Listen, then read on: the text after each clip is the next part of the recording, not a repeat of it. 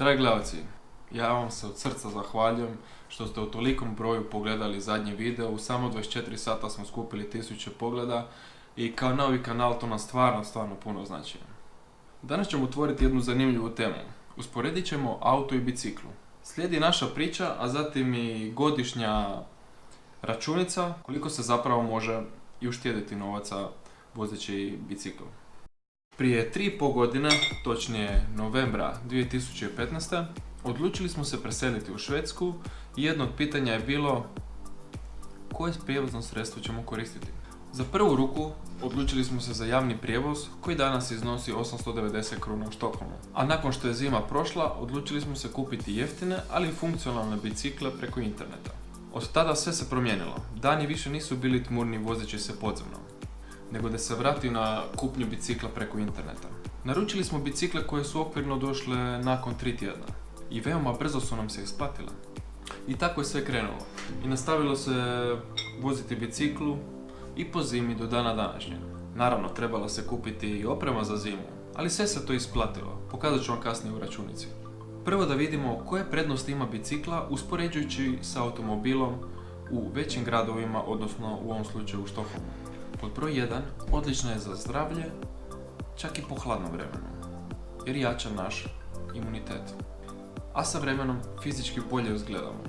Pod broj 2, štedimo na gorivu ako udaljenost do posla ili trgovine nije prevelika. Osobno, svaki dan idem na posao 10 km u jednom smjeru i vjerujte mi, sve je stvar samo navike. Pod broj 3, ne zagađujemo okolinu toksičnim plinovima koji danas predstavljaju veliki problem. Jedino mi kao pojedinci možemo to promijeniti.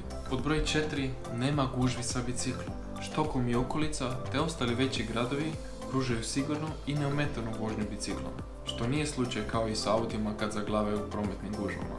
I trajanje od A do B točke većinom je jednaka. Pod broj 5, ukoliko idete u teretanu rekreativno, slobodno je možete otkazati, jer bicikla je odličan način rekreacije. Pod broj 6, vožnja prirodom i neistraženim putevima je nešto što zaista želite iskusiti sa biciklom. Pod broj 7, biciklu možete odložiti ili zavezati blizu svog odredišta, dok s autom morate provesti nekoliko minuta tražeći parking, a zatim ga još i platiti.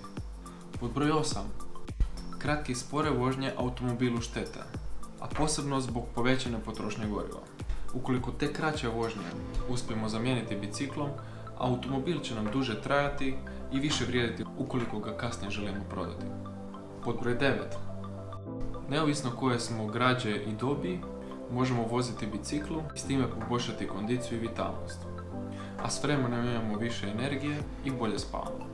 Pod broj 10, poboljšava koncentraciju i reakciju u svakom vožnju.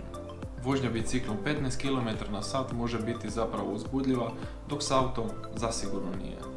A sad ću vam prikazati godišnje troškove za bicikle i automobile u Štokholmu, pa na osnovu ovih informacija možete vi izračunati na vlastitom primjeru. Krenut ćemo od troškova automobila godišnje, s time da nećemo izračunati koliki je iznos automobila. Trenutno su cijene goriva u Štokholmu 16,54 za dizel, odnosno 16,79 za benzinac. Malo sam se raspitao i tu građani okvirno troše 12.000 kruna godišnje za gorivo. Zamjena guma dođe 400 kruna godišnje, osiguranje između 3.000 i 10.000 kruna, ovisi o vrsti osiguranja i u godištu auta. Cestovni porez iznosi 1100 kruna godišnje, servis otprilike 2000 kruna, parking minimalno 3000 kruna.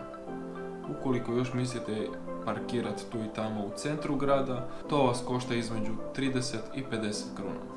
Kad sve to zbrojimo, to iznosi 25.000 kruna okvirno, što potrošimo na automobil u godini dana. A sad idemo na troškove bicikla. U Štokholmu možete nabaviti za 2000 kruna polovnu biciklu koja je u vrlo dobrom stanju.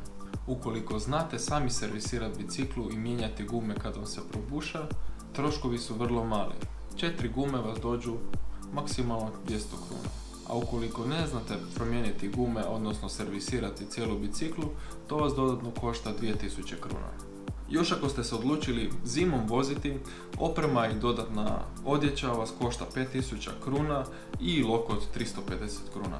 I kad bi sve to zbrojili, to izađe oko 7500 kruna, što izađe 3 puta jeftinije samo od troškova automobila u godini dana. Sve informacije su pred nama. Mi smo izabrali zdraviju, jeftiniju, ekološki prijateljsku opciju. A šta ćete vi izabrati? To je na vama. Hvala još jednom i doviđenja.